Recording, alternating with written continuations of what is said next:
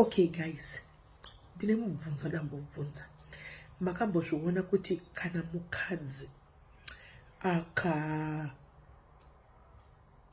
akaenda kunotaura kufamily kwavo kuti murume haasi kundiita zvakanaka, murume anondirova, murume anondiabhusa, murume anondiita zvakati, the whole clan, munhu wese kubva kuvafundisi vekuchechi, ana mai mufundisi, mavhangeri, zvese vanin'ina, madzikoma, mai vemukadzi ari kukomplaina vanoti kune mukadzi wavo gara ipapo ushingirire mwanangu ndozvinoita dzimba.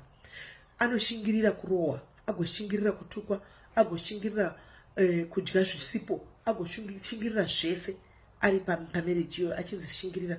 Hapana kwaunoenda ukaudza kunzi wangu wadi kuita short left, unongoudzwa kunzi shingirira gara ipapo zvichanaka ndozvinoita dzimba. But kana murume akangoenda kunokomplaina kawani kumba kwavo kuhama dzake kuti mukadzi wandinaenda kumira zvakanaka, anoudzwa same time kunzi tsvaga umwe mukadzi. In fact anotsvagirwa mukadzi same time. Kana vari vanatiti vanotoenda neshamwari dzavo kuti rorai ushu. Kana vari vamwe vanotoenda kuvana veshamwari dzavo kuti chinja mukadzi. First kunenge kutonzi mukadzi ngachinjwe, kuye mukadzi mupicture uyu ngaaende. Saka ndinambobvunza kuti sei musingabalances the question. Sei muchiti mukadzi ashingirire but murume muchiti move on?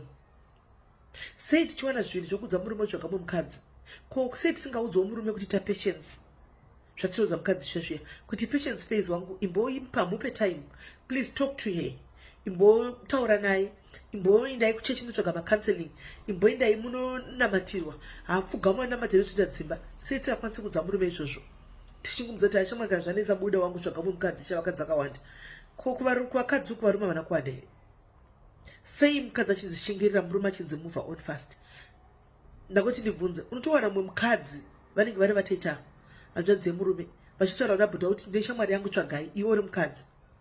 The same thing can happen to you tomorrow. Exactly like that, kana kuti 10 times fold can happen to you mangwani. But ukuti tsvagai mumwe mukadzi. Ndipindureiwo vanoziva panobalansiswa sei. How best can we balance this equation?